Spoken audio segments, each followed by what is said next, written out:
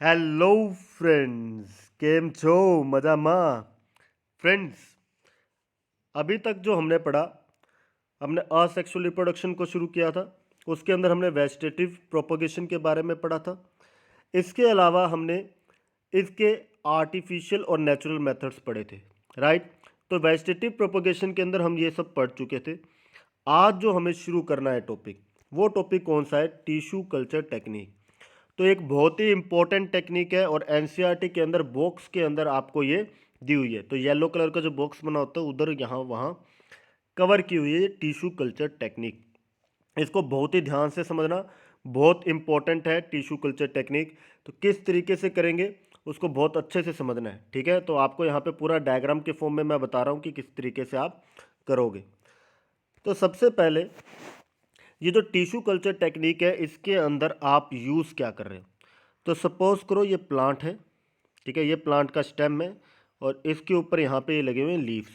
Okay friends, तो इसके अंदर टिश्यू कल्चर टेक्निक में जो हम सेल्स यूज़ करते हैं वो हम यूज़ करते हैं मेरिस्टेमेटिक सेल। कौन से सेल्स यूज़ कर रहे हैं? मेरिस्टेमेटिक। अब ये जो मेरिस्टेमेटिक सेल्स हैं, ये सेल्स कौन से होते हैं? जो लगातार डिवाइडिंग फेज के होते हैं। डिवाइडिंग फेज में लगातार है, राइट। तो ये सेल्स लगातार डिवाइड कर रहे हैं, तो मतलब सेल डिवीज़न के फेज के अंदर ये प्रेजेंट है। ये कहाँ प्रेजेंट होते हैं? मेरिस्टेमेटिक टिश्यू जो है कहाँ प्रेजेंट होता है? स्टेम की टिप के ऊपर प्रेजेंट होगा या रूट्स की टिप के ऊपर प्रेजेंट होगा, राइट। तो यहाँ पे ये क्या है, स्टेम की टिप के ऊपर से हमने क्या किया, सेल्स को आइसोलेट किया। कौन से सेल्स को? मेरिस्टेमेटिक सेल्स को आइसोलेट करके हमने इसको कहाँ डाल दिया? टेस्ट ट्यूब के अंदर हमने इसको इंसर्ट कर दिया और टेस्ट ट्यूब को हमने कॉर्क से बंद कर दिया। ये क्या है? कॉर्क है। इसके अंदर हमने न्यूट्रिटिव मीडिया लिया और इसके अंदर हमने डाल दिए क्या? Meristematic cells. ओके फ्रेंड्स, अब बात आती है मैंने मेरिस्टेमेटिक सेल्स ही क्यों लिए। सबसे पहली बात, मेरिस्टेमेटिक सेल्स की जो प्रॉपर्टी है, क्या प्रॉपर्टी है? वो डिवाइडिंग स्टेज के अंदर है, वो लगातार डिवाइड कर रहे हैं, राइट। दूसरी इंपॉर्टेंट जो फीचर इसके अंदर है, ये सेल्स डिजीज़ फ्री है। तो डिजीज़ फ्री कैसे है? क्योंकि वायरसेस जो है इन सेल्स को अफेक्ट नहीं करते, ठीक है। वायरसेस इन सेल्स को अफेक्ट नहीं कर रहे, तो इस वजह से हम क्या कर रहे हैं? मेरिस्टेमेटिक सेल्स यूज़ करें, या आप डायरेक्टली बोल सकते हो मेरिस्टम। हमने ये सेल्स स्टेम की या शूट की जो टिप है वहाँ से आइसोलेट किए और एक टेस्ट ट्यूब के अंदर डाल दिया। और टेस्ट ट्यूब के अंदर क्या है? न्यूट्रिटिव मीडिया, या आप कह सकते हो कल्चर मीडिया। तो इस मीडिया को वो यूज़ करेंगे और ये सेल्स जो है लगातार डिवाइड करेंगे और डिवाइड करके ये क्या कर रहे हैं? अपना मास फॉर्म करते जाएंगे। तो ये क्या हुआ? एक सेल्स का मास बन गया और इस मास को बोलते हैं कैलस। याद रहेगा आपको कैलस, ठीक है। ये सेल्स का मास है और ये जो कैलस के अंदर सेल्स है वो कैसे है? अनडिफरेंशिएटेड है। अनडिफरेंशिएटेड सेल्स का मास है। अनडिफरेंशिएटेड का मतलब क्या हो गया? अभी वो कोई पर्टिकुलर फंक्शन नहीं कर रहे क्योंकि वो डिवाइडिंग स्टेज के अंदर है। तो सिंपल सा चीज़ मैंने आपको बोला कि यहाँ पे टेस्ट ट्यूब के अंदर मैंने क्या किया है, क्या लिया? कल्चर मीडिया लिया, जिसको आप न्यूट्रिटिव मीडिया भी बोल सकते हो, जो न्यूट्रिशन प्रोवाइड करेगा। और सेल्स का यहाँ पे मास बन गया, इस मास को क्या बोला? कैलस बोला, राइट। इसके अंदर हमने जो कंडीशंस रखी है वो रखी है स्टीराइल कंडीशन। स्टीराइल कंडीशन का मतलब क्या है? यहाँ पे कोई भी किसी भी तरीके के माइक्रो ऑर्गेनिज्म प्रेजेंट नहीं है। क्लियर? स्टीराइल कंडीशन का मतलब है किसी तरीके की लाइफ फॉर्म्स यहाँ पे एग्जिस्ट नहीं कर रही, ठीक है। तो ऐसी कंडीशन के अंदर हमें रखना है जहाँ पे कोई कंटेमिनेशन नहीं आ रही है। क्लियर? हमने ये जो कैलस है ये फॉर्म किया न्यूट्रिटिव मीडिया के अंदर। अब हम इस कैलस को क्या है? दूसरी ट्यूब के अंदर ट्रांसफ़र कर देंगे। मान लो ये दूसरी ट्यूब है, इसके अंदर हमें ट्रांसफ़र करना है। ऊपर की तरफ वही कॉर्क लगाया है। यहाँ पे जो प्रेजेंट है ये जो है वही न्यूट्रिटिव मीडिया है, पर इस न्यूट्रिटिव मीडिया के साथ हमने क्या ऐड कर दिया? ग्रोथ हॉर्मोन्स, ठीक है। क्या ऐड किया है? ग्रोथ हॉर्मोन्स ऐड कर दिए, राइट फ्रेंड्स। अब ये जो कैलस का मास हमने इसके अंदर सप्लाई किया, ये कैलस का मास जो है इसमें थोड़ा डिफरेंशिएशन शुरू होगा क्योंकि ये जो ग्रोथ हॉर्मोन्स हैं वो उसको हेल्प करेंगे ग्रो करने में। तो यहाँ पे क्या होगा, ऐसा लीफ लाइक स्ट्रक्चर्स जनरेट हो जाएगी, नीचे की तरफ कुछ रूटिंग शुरू हो जाएगी। ठीक है फ्रेंड्स, ये जो अब स्ट्रक्चर पूरी की पूरी डेवलप हुई, इस स्ट्रक्चर को क्या बोलते हैं, प्लांटलेट। क्या बोलोगे, प्लांटलेट। ठीक है, ध्यान रखना, प्लांटलेट। क्लियर। ये प्लांटलेट जो है इसको यहाँ से निकाल के अब आप सोइल वगैरह के अंदर इसको ग्रो करवा सकते हो।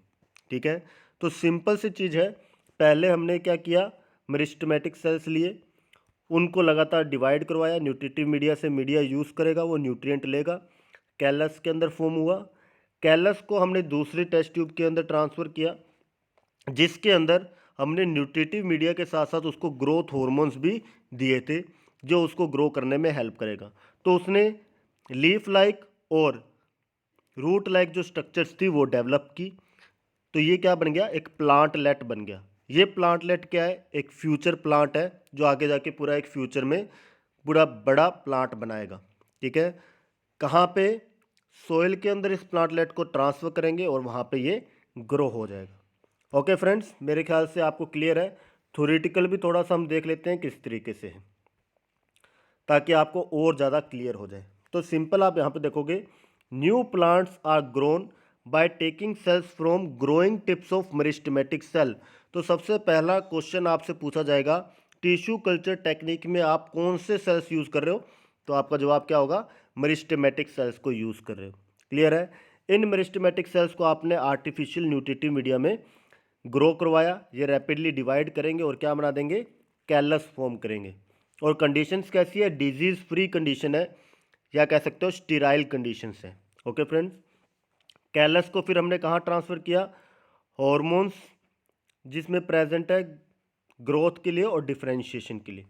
तो हमने कैलस को एक दूसरे मीडिया के अंदर ट्रांसफ़र कर दिया जहाँ पे ग्रोथ हॉर्मोन्स अवेलेबल हैं जो उसको हेल्प करेंगे ग्रो करने में, और वो क्या बना देंगे, एक प्लांटलेट फॉर्म कर देंगे। और इस प्लांटलेट को हम ट्रांसफ़र करेंगे कहाँ पे, सोइल के अंदर, जहाँ पे वो ग्रो करके एक न्यू प्लांट फॉर्म कर देगा। ओके फ्रेंड्स, तो ये नॉर्मली जो टेक्निक थी इसी को क्या बोला गया, टिश्यू कल्चर टेक्निक। और ये जो टेक्निक है मेनली एप्लीकेबल किसके लिए है, ऑर्नामेंटल प्लांट्स के लिए। ठीक है, ध्यान रहेगा, ऑर्नामेंटल प्लांट्स के लिए। तो यहाँ पे आपको ये प्लांटलेट की जो स्ट्रक्चर्स है वो दिख रही है कि प्लांट किस तरीके से ग्रो कर रहा है। ठीक है, अब इन स्ट्रक्चर्स को आप सोइल के अंदर ग्रो करवा सकते हो। Clear friends. अब इस टेक्निक का फ़ायदा क्या है, फ़ायदा नंबर फर्स्ट, सबसे पहला, जो सीडलेस प्लांट्स होते हैं, मतलब जिनके अंदर सीड्स प्रोड्यूस नहीं हो रहे, उनके लिए वरदान की तरह है ये, उनके लिए बहुत ही फ़ायदेमंद टेक्निक है। दूसरा, कम टाइम के अंदर बहुत सारे प्लांट्स जनरेट कर सकते हो, मल्टीपल प्लांट्स फॉर्म कर रहे हो बहुत ही कम टाइम के अंदर। ठीक है, क्योंकि एक ही साथ देखोगे आपने लैब कंडीशंस के अंदर ही इतने सारे प्लांटलेट्स बना लिए, उसके बाद उनको सोइल में लगा दो, तो कितने कम टाइम के अंदर इतने सारे प्लांट्स आपको मिल गए। थर्ड, प्लांट्स कैसे हैं, डिजीज़ फ्री प्लांट्स आपको मिल रहे हैं। ठीक है, उनके अंदर किसी तरीके का इन्फेक्शन नहीं है। फोर्थ, आप क्या कर रहे हो, पेरेंट प्लांट के जो करैक्टर्स है उनको कंजर्व कर रहे हो, उसके अंदर कोई चेंजेस नहीं है। जो मेन जो सुपीरियर क्वालिटी का आपका मेन प्लांट था, उसके जितने भी करैक्टर्स थे उसको आपने मेंटेन रखा, तो करैक्टर्स को कंजर्व करके रख रहे हो, उनके अंदर चेंजेस नहीं आने दे रहे, सुपीरियर क्वालिटी जो है उसकी वो मेंटेन करके रखी हुई है। ठीक है फ्रेंड्स, ये सारा था टिश्यू कल्चर टेक्निक के लिए बहुत ही इंपॉर्टेंट है। क्वेश्चन पहला कि किस तरीके के सेल्स यूज़ कर रहे हैं, कैसी कंडीशंस मेंटेन करेंगे, क्या क्या फॉर्म हुआ, कैलस हुआ, प्लांटलेट फॉर्म हुआ। ठीक है, किस तरीके के प्लांट्स के लिए ये टेक्निक यूज़ की जाती है। ठीक है, प्रोसीजर क्या है, तो ये पूरा प्रोसीजर मैंने आपको यहाँ पे एक्सप्लेन किया। How this is beneficial, tissue culture technique फ़ायदेमंद कैसे है, तो उसके आपको मैंने ये 4 पॉइंट बताए। Clear friends, I think it is clear to you. अब जो नेक्स्ट आपका जो आता है, spore formation, another very important topic, spore formation. तो स्पोर फॉर्मेशन के अंदर आपको सबसे पहले ये जानना होगा कि स्पोर्स होते क्या हैं। तो स्पोर्स क्या, असेक्सुअल स्ट्रक्चर्स ही है जो प्लांट्स के अंदर या लोअर ऑर्गेनिजम्स जो है, फंजाई हैं, एल्गी हैं, उन सब के अंदर बन रहे हैं। ये क्या है, सिंगल सेल रिप्रोडक्टिव स्ट्रक्चर्स भी आप बोल सकते हो, ठीक है। कई इसको इस तरीके से भी डिफाइन करते हैं, सिंगल सेल्ड रिप्रोडक्टिव स्ट्रक्चर्स, ठीक है। अब यहाँ पे मैंने बोला spores are propagules which germinate to produce new individual. तो प्रोपेग्यूल्स वर्ड का क्या मतलब है? प्रोपेग्यूल्स मतलब ऐसी स्ट्रक्चर जिनके पास कैपेबिलिटी है एक नया प्लांट बनाने की, उनके लिए वर्ड यूज़ करते हैं प्रोपेग्यूल्स, ठीक है। तो स्पोर्स आर प्रोपेग्यूल्स जो कि जर्मिनेट कर रहे हैं ताकि एक न्यू प्लांट फॉर्म हो सके, न्यू ऑर्गेनिज्म या न्यू इंडिविजुअल भी आप बोल सकते हो। तो जिसका स्पोर होगा, अगर एल्गी का है तो वो एल्गी बनाएगा, फंजाई है तो फंजाई बनाएगा। तो यहाँ पे आप देखोगे ज़्यादातर जो एग्जांपल आपको दे रखे हैं, फंजाई के अंदर सबसे ज़्यादा स्पोर फॉर्मेशन होता है। तो यहाँ पे जितने भी एग्जांपल आपको मिलेंगे मेनली फंजाई के दिए हुए, ठीक है। आपको ध्यान रखना है स्पोर फॉर्मेशन मेनली किस में हो रहा है, फंजाई के अंदर होता है। पर इसका मतलब ये नहीं है सिर्फ फंजाई में होता है, एल्गी के अंदर भी होता है, ठीक है। दूसरे ऑर्गेनिजम्स के अंदर भी हो सकता है, जैसे बैक्टीरिया वगैरह भी है तो वो एंडोस्पोर फॉर्म करते हैं, पर उसके डिस्कशन यहाँ पे नहीं करना है। हमें मेनली ये देखना है कि स्पोर्स किस किस तरीके के बन रहे हैं। तो सबसे पहला आप देखोगे जू स्पोर्स। जू स्पोर्स किस तरीके के स्पोर्स हैं? सबसे पहले आप देखोगे ये मोटाइल है और फ्लैजिलेटेड स्पोर्स हैं।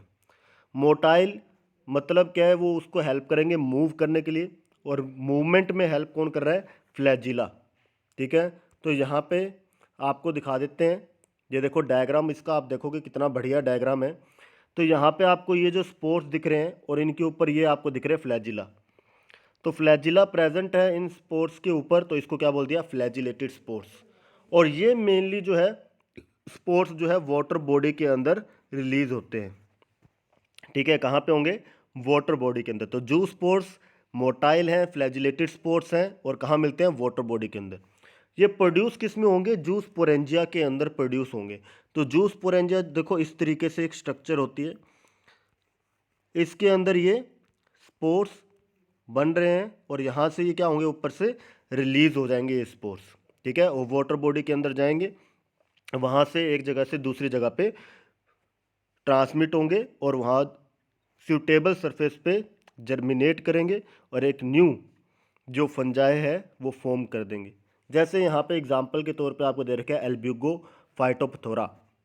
एल्ब्यूगो और फाइटोपथोरा ये जो फंजाई है इनके अंदर देखने को मिलता है, या फिर यहाँ पे आपको क्लमाइडोमोनास दिया हुआ है, ये जो एल्गी है इसके अंदर भी आपको मिल जाता है, ठीक है। ध्यान रखना है जू स्पोर्स कैसे होते हैं? मोटाइल फ्लैजिलेटेड स्पोर्स हैं। दूसरा अगर हम देखें स्पोरेंजियोस्पोर्स, बहुत बार एग्जाम में आया है।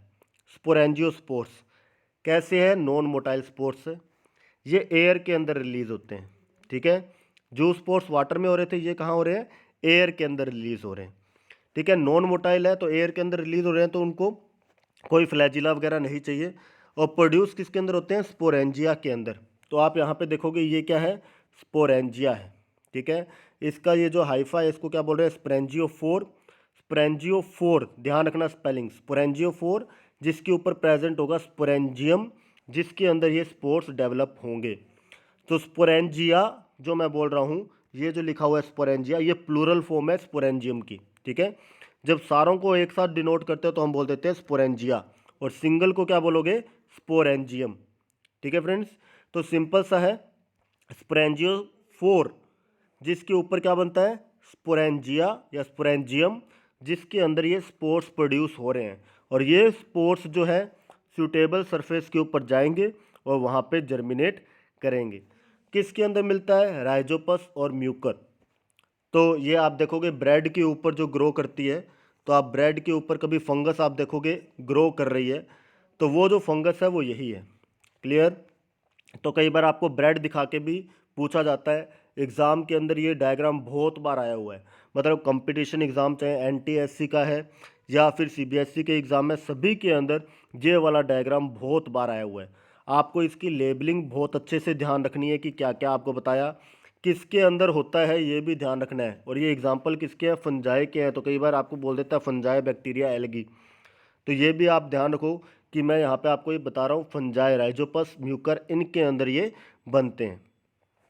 एक आप देखोगे फंजाई के अंदर जो ये थ्रेड लाइक स्ट्रक्चर्स होती है उसको क्या बोलते हैं? हाइफा, ठीक है। और बहुत सारे थ्रेड्स ऐसे पूरा एक नेटवर्क फॉर्म कर लेते हैं तो उसको बोलते हैं माइसीलियम। तो ये भी मैं यहाँ पे आपको क्लियर कर रहा हूँ, माइसीलियम और हाइफा के अंदर क्या डिफरेंस है। हाइफा का सीधा सा मतलब है एक सिंगल थ्रेड, अगर ये सिंगल थ्रेड है तो इसको बोलोगे हाइफा, और ये हाइफा के बहुत सारा ऐसे नेटवर्क की फॉर्म में प्रेजेंट है तो इसको क्या बोलते हो, माइसीलियम। क्लियर है फ्रेंड्स। तो ये आपका हो गया स्पोरेंजियोस्पोर्स। नेक्स्ट जो आपके आता है कोनिडिया। अब ये कोनिडिया क्या है इसको समझ लेते हैं। ये क्या है, नॉन मोटाइल स्पोर्स है। तो ये भी नॉन मोटाइल थे, ये भी क्या है, नॉन मोटाइल है। पर यहाँ पे जो इसका प्रोडक्शन अलग तरीके से हो रहा है, यहाँ पे स्पोरेंजिया के अंदर प्रोड्यूस हो रहे थे, यहाँ पे ये सिंगली या फिर चेन के अंदर हो रहे हैं। तो आप देख रहे हो ये चेन के अंदर ये फॉर्म हो रहे हैं, तो एक के ऊपर दूसरा है, दूसरे के ऊपर तीसरा है, इस तरीके से चेन के अंदर हो रहे हैं। तो हाइफल ब्रांचेस जिनके ऊपर ये चेन की फॉर्म में प्रेजेंट है उसको क्या बोल रहे हो, कोनिडियोफोर। तो ये जो ब्रांच है इसको क्या बोल रहे हैं, कोनिडियोफोर बोल रहे हैं। ठीक है। चेन्स की फॉर्म में ऊपर ये डेवलप हो रहे हैं, और किसके अंदर होते हैं, पेनिसिलियम। ये भी फंजाई का एग्जाम्पल है। पेनिसिलियम एक फंजाई है जिसके अंदर ये प्रेजेंट होंगे। डायग्राम आपको यहाँ पे ये दिख ही रहा है इसका। Clear friends. तो मैंने 3 तरह के स्पोर्ट्स आपको बताए, जू स्पोर्ट्स, स्पोरेंजियोस्पोर्स और कोनिडिया। मेरे ख्याल से आपको ये पूरी तरीके से क्लियर होगा। अगर फिर भी कोई कन्फ्यूज़न है तो आप मेरे को ज़रूर लिख के बताओ, ताकि मैं आपकी कन्फ्यूजन्स को क्लियर कर सकूं। Okay friends. और आप मेरे को ये भी बता सकते हो आपको ये लेक्चर्स कैसे लग रहे हैं, कि आपके कंसेप्ट क्लियर हो रहे हैं नहीं हो रहे। अगर आप चाहते हो इसी तरीके से मैं और भी वीडियोस बनाऊं, कौन से टॉपिक्स कवर करूं, आप मेरे को वो भी चीज़ बता सकते हो। नेक्स्ट आता है इम्पोर्टेंस क्या है वेजिटेटिव प्रोपगेशन की। क्यों कर रहे हैं वेजिटेटिव प्रोपगेशन। दो हमने जितना भी पार्ट पढ़ा वेजिटेटिव प्रोपगेशन का वो कंप्लीट हो गया है। नेचुरल मेथड्स हमने पढ़े, आर्टिफिशियल मेथड्स भी हमने पढ़े, तो ये दोनों ही हमने क्लियर कर दिए हैं यहाँ पे आपको। ठीक है। अब बेनिफिट क्या है वो देख लेते हैं कि क्या क्या इनसे फ़ायदा हो रहा है हमें। तो सबसे पहला फ़ायदा, जिन प्लांट्स के अंदर सीड्स फॉर्म नहीं हो रहे, तो जिनके अंदर सीड्स फॉर्म नहीं हो रहे जैसे बनाना है, रोज़ है, उन प्लांट्स के लिए ये टेक्निक बहुत ही अच्छा है कि उनको वेजिटेटिवली प्रोपगेट करवा लो। ठीक है। Which have lost the capacity to produce seeds, जिनके अंदर सीड प्रोडक्शन नहीं हो रहा, वेजिटेटिव प्रोपगेशन से उसको ग्रो करवा लो, बहुत ही बढ़िया है। या less quantity of viable seeds, quantity मतलब नंबर, वायबल सीड्स का मतलब है ऐसे सीड्स जो कि कैपेबल है जर्मिनेट करके न्यू प्लांट्स बनाने के लिए। तो ऐसे जो प्लांट्स है जर्मिनेट करके न्यू प्लांट्स बनाएं, वो बहुत ही कम बन रहे हैं। तो अगर बहुत कम क्वांटिटी के अंदर बन रहे हैं तो उन प्लांट्स के अंदर भी उनको वेजिटेटिवली प्रोपगेट किया जा सकता है। Okay friends. नेक्स्ट देखें, important for plants having prolonged seed dormancy. Prolonged मतलब लंबे टाइम तक। सीड डोरमेंसी का मतलब क्या है, जो सीड डोरमेंसी पीरियड में चला गया है। डोरमेंसी पीरियड मतलब रेस्टिंग फेज है जिसके अंदर वो जर्मिनेट नहीं करेगा। ठीक है। जर्मिनेट नहीं करेगा, ध्यान रखना। सीड डोरमेंसी ऐसा फेज है जिसके अंदर जो सीड है वो रेस्टिंग फेज में है और उसमें वो जर्मिनेट नहीं करता। ठीक है। वो इसलिए रेस्टिंग स्टेज में गया है ताकि अनफेवरेबल पीरियड को निकाल सके, अनफेवरेबल पीरियड को एस्केप कर सके, उससे बच सके, इसलिए वो सी डोरमेंट स्टेज में गया है। तो कई बार क्या होता है, ये डोरमेंसी पीरियड लंबा हो जाता है, तो उस लंबे पीरियड से के दौरान प्लांट जो है जर्मिनेट नहीं कर सकता, तो प्लांट्स के लिए वेजिटेटिव प्रोपगेशन ही बेस्ट मेथड है। ठीक है। अगर सीड डोरमेंट पीरियड में चले गए, वो जर्मिनेट नहीं कर रहे, तो उस केस में बेटर है वेजिटेटिवली प्रोपगेट करवा लो। Important for production of disease free plants. Disease free plants produce हो रहे हैं, जैसे टिश्यू कल्चर टेक्निक में देख रहे थे हम, तो हम ऐसे सेल्स को यूज़ कर रहे थे जिनके अंदर इन्फेक्शन होता ही नहीं या वायरस उनको इन्फेक्ट करते नहीं। और यहाँ पे भी आप देखोगे कोई भी प्लांट का पार्ट आप यूज़ कर रहे हो, चाहे वो स्टेम है चाहे वो लीफ है, हम इस चीज़ का जरूर ध्यान रखते हैं कि उसके अंदर कोई सी तरीके का इन्फेक्शन नहीं होना चाहिए। विदाउट इन्फेक्शन और डिजीज़ फ्री पार्ट्स को ही हम यूज़ करते हैं, तो डिजीज़ फ्री प्लांट्स प्रोड्यूस किए जाते हैं विदाउट वेरिएशन।